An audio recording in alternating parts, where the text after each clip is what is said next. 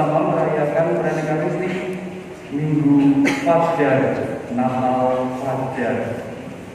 Immanuel, Tuhan beserta kita, Ia yang telah dinantikan oleh para nabi, ini tampak dalam rupa manusia bayi yang ditempatkan dalam palungan. Palungan menjadi tempat yang agung bukan karena pada dasarnya ia agung, melainkan karena Tuhan berkenan mempergunakannya menjadi sarana bagi tahtanya. Maka kita sebagai manusia yang masih kadangkala hidup dalam dosa, dalam celah, dalam kekotoran kita, ketidakpantasan kita, dengan demikian diangkat oleh Tuhan ketika Ia turun menjadi manusia, memulihkan martabat kita. Pembacaan dari kitab Yesaya. Inilah yang telah diperdengarkan Tuhan sampai ke ujung bumi. Katakanlah kepada putri Sion, lihat, penyelamatmu datang. Mereka yang dikumpulkan dengan jerih payahnya ada bersama-sama dengan dia, dan mereka yang mengikutnya berjalan di hadapannya. Orang akan menyebut mereka bangsa kudus, orang-orang bangsa Tuhan, dan engkau akan disebut yang dicari, kota yang tidak ditinggalkan. Demikian sabda Tuhan.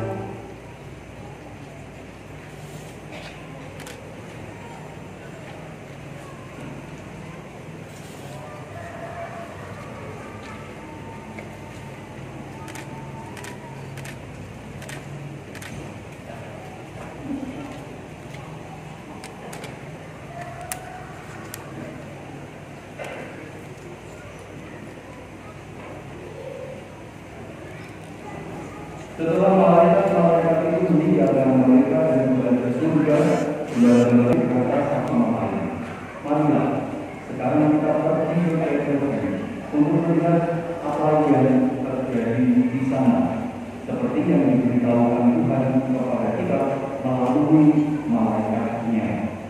Lalu mereka terpaksa berangkat dan mereka menjumpai Maria dan Yusuf serta bayi itu yang sedang berbaring di dalam lautan.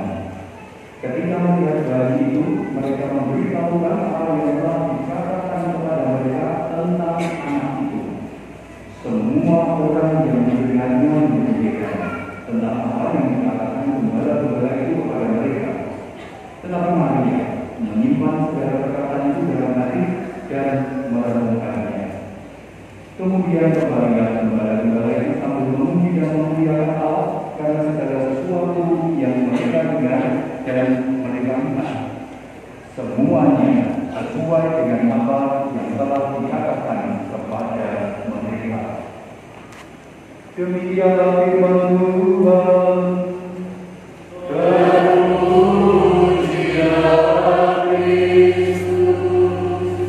Bapak Ibu, para saudari dan saudara, kunci yang dominan yang akan dalam bacaan ini adalah kata-kata yang menceritakan terkait dengan apa yang dilakukan para gembala. Tadi diceritakan demikian. Lalu mereka cepat berangkat dalam Bapak Injil, kata-kata ini senantiasa berulang kali didengar.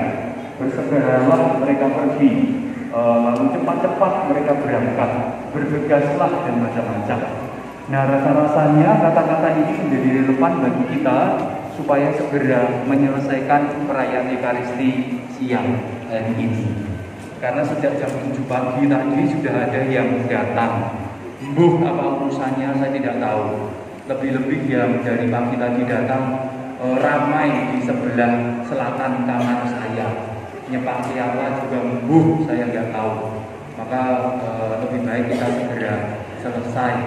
Apalagi sudah banyak yang memberi kode supaya segera selesai dengan gerakan tangannya, gitu ya, kipas-kipas. Maka selamat Natal Bapak Ibu, selamat merayakan hari kelahiran Tuhan.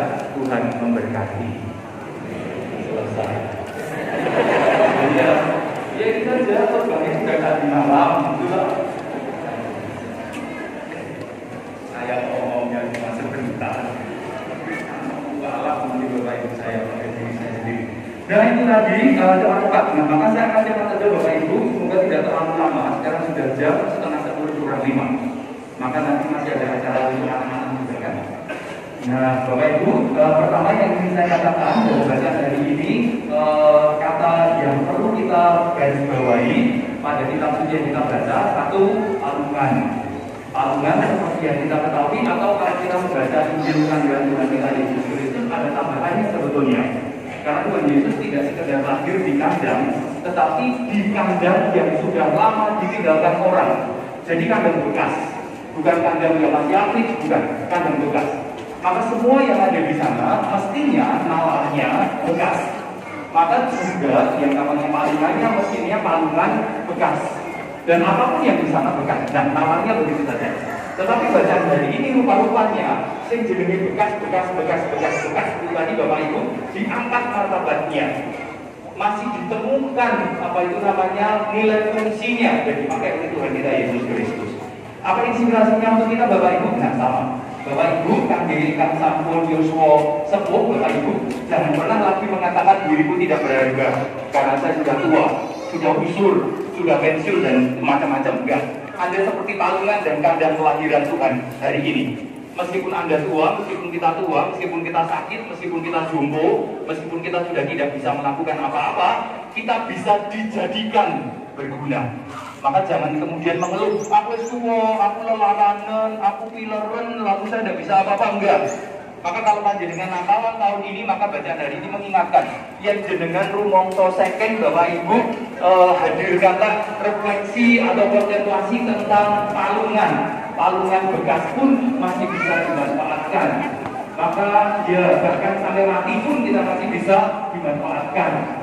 Romo Mangun itu ngajarkan kepada kita besok Romo Katolik kalau Sumarang Semarang nek mati podo nuladen waktu orang sah jenazah mayite dipendem ning Sumbangno ana ing rumah sakit kedokteran supaya badane mayite itu jadi apa itu alat uji coba para calon dokter gitu ya.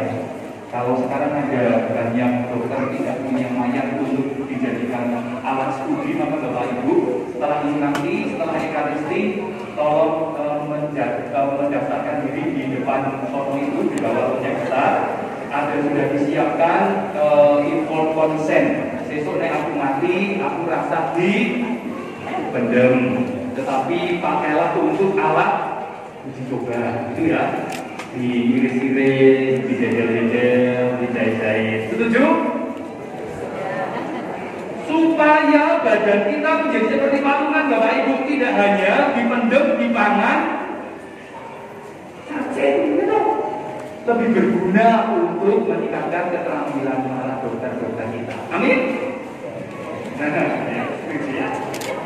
Maka refleksinya itu. Meskipun kita tua, meskipun kita sakit, marilah bacaan hari ini mengingatkan kita sekali lagi, Tuhan Yesus tidak lahir di kandang yang baru, tidak di palungan yang baru diberi, bukan. Tetapi kandang lama, palukan lama, sing elek, sing digandel di posengan model-model itu dan tetap berharga. Maka panjenengan yang merasa dirinya sudah sangat sekeng, Bapak Ibu bacaan hari ini menguatkan. Berbagilah ada yang sekeng karena sebetulnya kalau kita mau tahu, kita masih bisa bermanfaat untuk hidup ini. Sekurang-kurangnya kalau dimakamkan masih bisa menyuburkan kita. Kalau tetap maksa mau di tanah, itu yang pertama Bapak Ibu. Dan hanya itu sih sebetulnya. Saya hanya mau memberi contoh. Lalu contoh yang lain lagi terkait dengan patungan apa Bapak Ibu, terkait dengan hal-hal yang tidak sempurna, terkait dengan hal-hal yang perlu ditambahkan. Maka sama Bapak Ibu, setiap kali dalam kehidupan kita dalam setahun ini katakanlah ada berapa kali orang bertanya mengeluh kepada kita dan mengeluh kepada saya seperti ini. Romo, keluarga ono sing koyo ini. Aku kok duwe anak sing koyo ini. Saya mau punya keluarga berkebutuhan khusus dan sebagainya. Kok anak saya angel ditupokoro dan macam-macam. Anak saya kok mengalami keterlambatan perkembangan tubuh mental, perkembangan mental dan macam-macam. Kok koyo ini kenapa? Bacaan hari ini mengingatkan Bapak Ibu. Apa yang tidak menarik bagi dunia, rupanya sekali lagi punya nilai pada dirinya. Maka Bapak Ibu para saudari dan saudara, nanti kalau di tengah-tengah keluarga kita ada yang berputra, ada yang punya keluarga yang memiliki kebutuhan spesial, Bapak Ibu jangan lagi dipukul, jangan lagi merasa Anda berdosa. Yang mungkin ada berdosa sih, dia tidak hadir mungkin sudah dilarang jangan berburu kekek, jadi kan berburu kekek gitu ya Bapak ya. Mungkin ada yang keliru. Ketika kita ambil pojok, tidak perlu yo, kalau ini tiba-tiba dunia hanya tahu sih itu mengarah atau tidak. Tapi ya mungkin kita akan bisa apapun itu. Tetapi gagasannya kalau kita di orang Jawa mengatakan sederhana, kita semua diparingi nugroho dalam bentuk yang berbeda. Maka kalau nanti kita merasa keluarga kita ada yang punya special needs dan macam-macam, maka terimalah dalam konteks bacaan hari ini. Mereka tetap berharga, mereka tetap punya nilai, mereka tetap bisa menjadi apa yang namanya kalau dalam bacaan kedua hari ini lantaran berkat Tuhan untuk kita semua. Maka jangan lagi bertanya setahun ke depan kalau ada situasi-situasi yang tidak menguntungkan di tengah keluarga kita apapun bentuknya. Apa maksud Tuhan yang begini? Tuhan punya maksud. Tetapi silahkan cari maksudnya apa? Cari sendiri swadaya Bapak Ibu itu bacaan hari ini.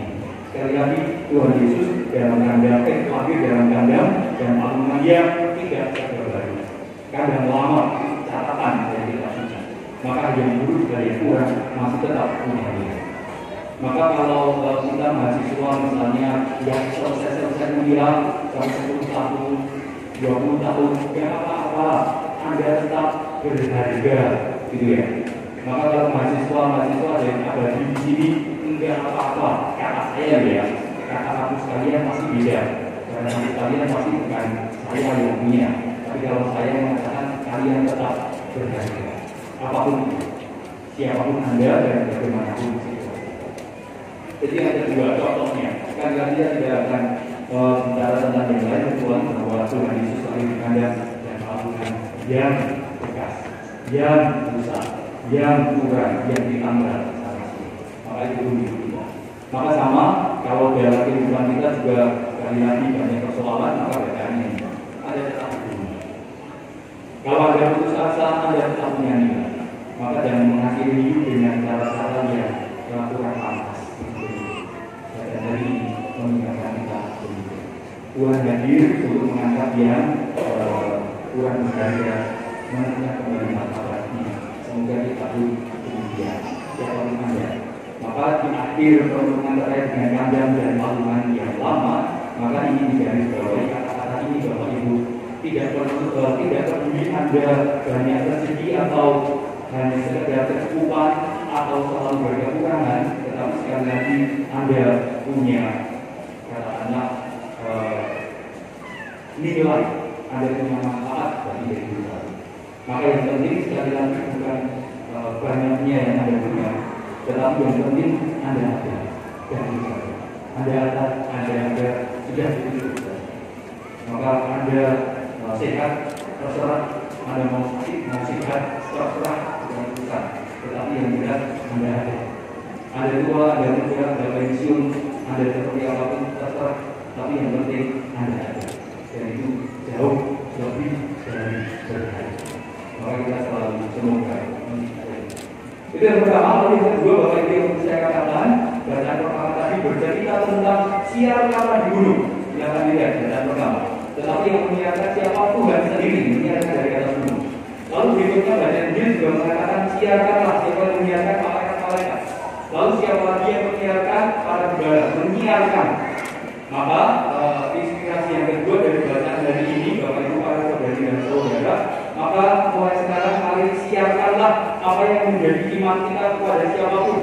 Apa kata lain dari siar, dakwahkanlah Bapak Ibu iman kita kepada siapapun. Ya, sekurang-kurangnya mulai dari keluarga kita masing-masing, sekurang-kurangnya mulai dari anak-anak kita.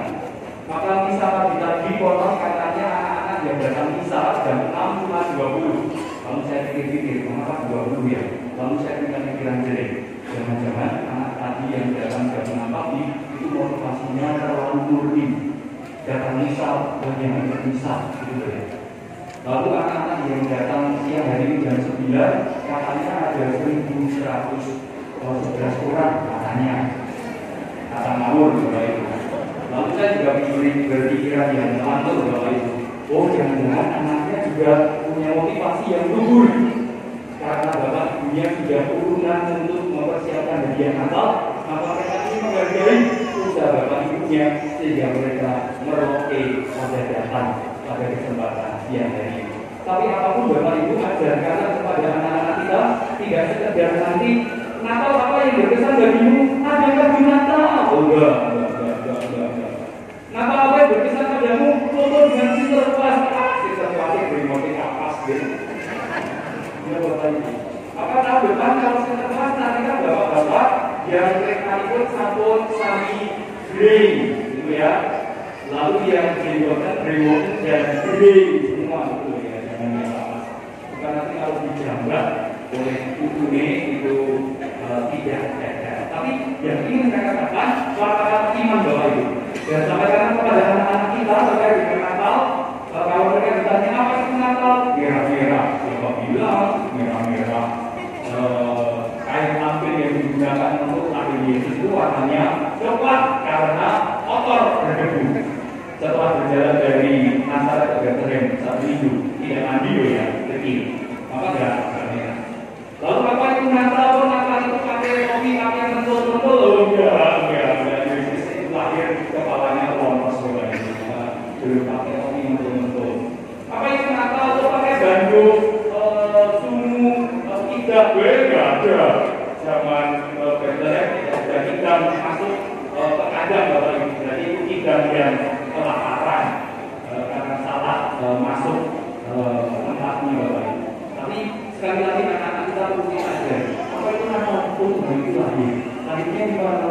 Di kandang dan palungan yang sudah tidak akan digunakan untuk anak-anak orang dan sebagainya. Maka yang terakhir, siapkanlah apa yang kita imani sebagai orang beriman Kristen tentang Natal.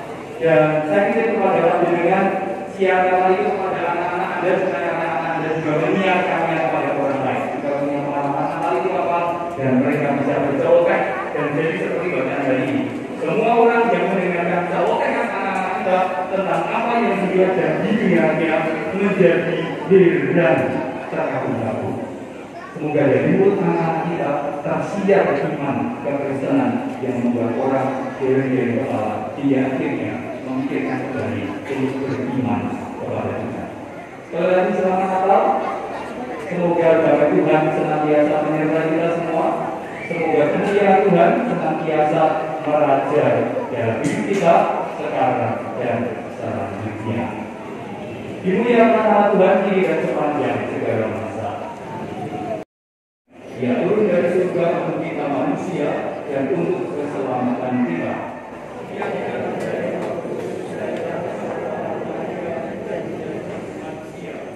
Dia memisahkan untuk kita waktu.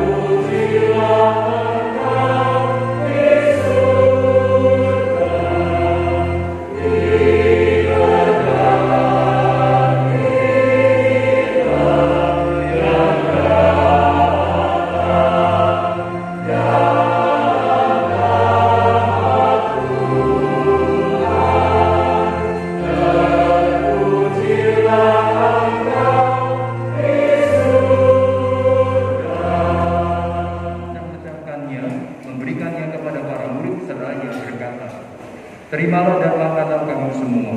Inilah tubuhku yang diserahkan bagimu.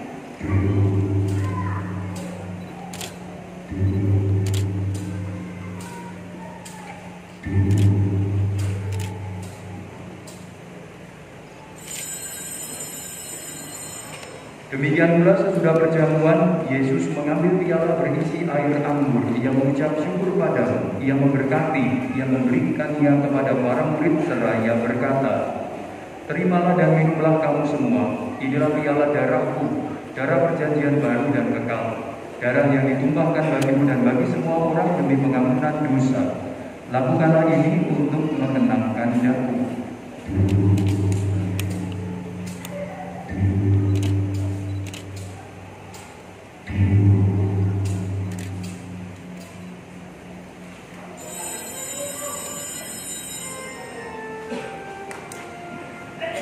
Misteri iman kita,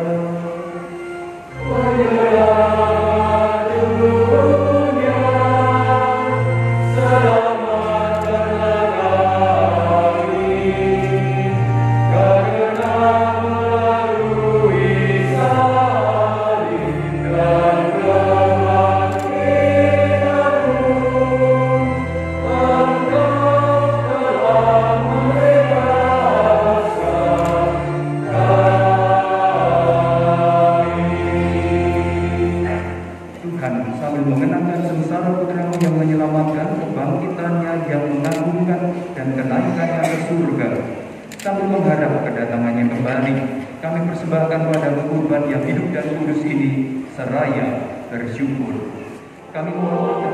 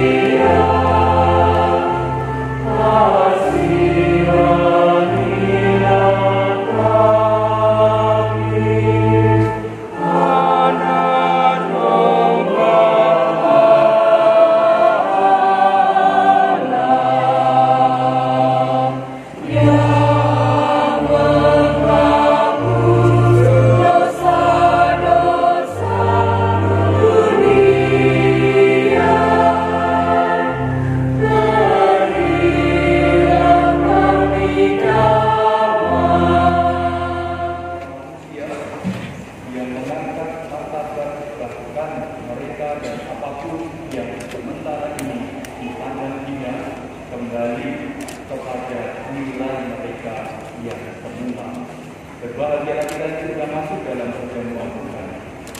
Tuhan saja maha kepada Tuhan membawa kita sampai ke hidup yang kekal. Amin.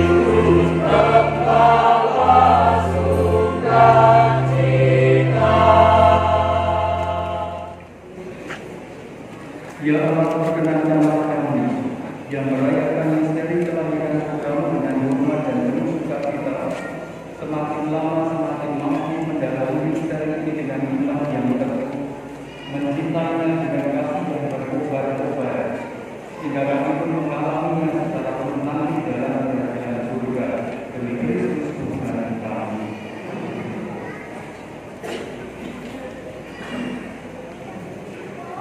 Pengumuman gereja Senin 25 Desember 2023. Di depan adalah pesta keluarga kudus Yesus Maria Yesus. Hari raya dan pesta ini Selasa 26 Desember 2023, pesta Santo Stefanus Martir pertama. Rabu 27 Desember 2023, pesta Santo Yohanes Rasul dan Kudus ini. Kamis 28 Desember 2023, pesta kanak-kanak suci Martir.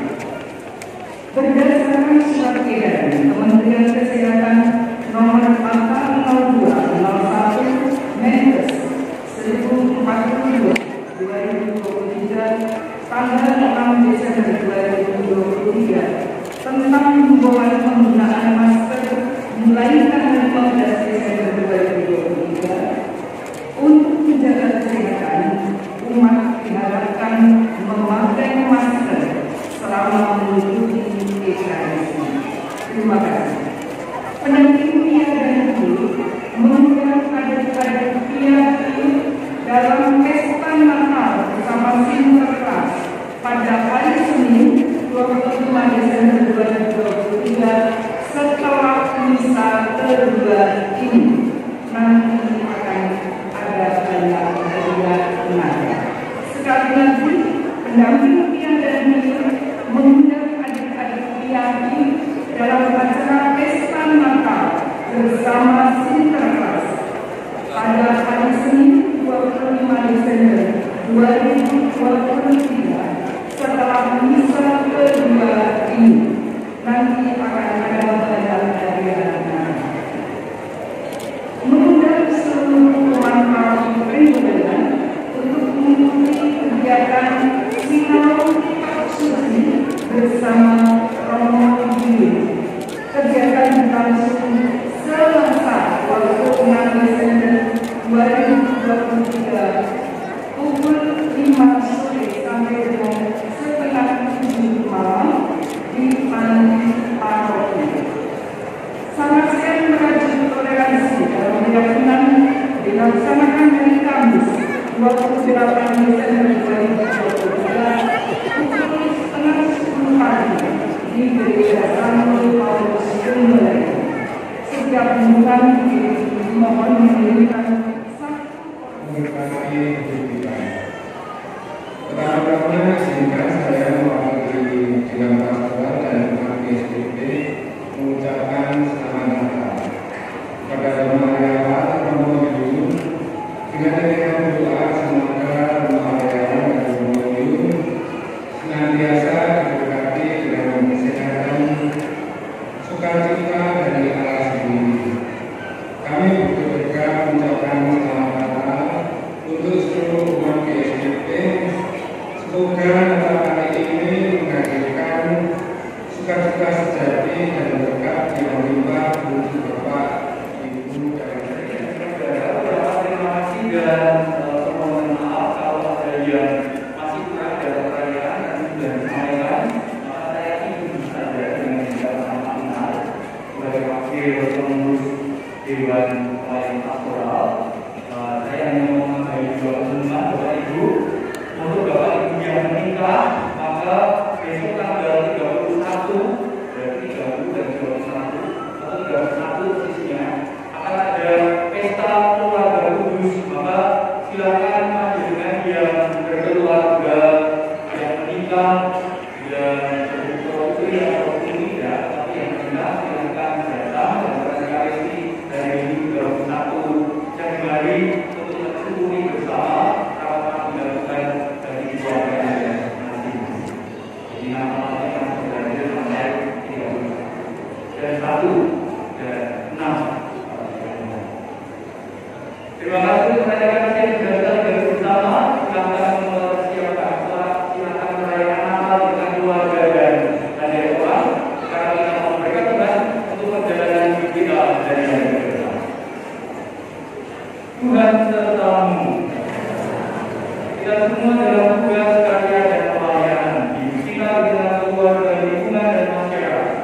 Perayaan Natal ini dan kehidupan kita selanjutnya senantiasa diberkati, dilindungi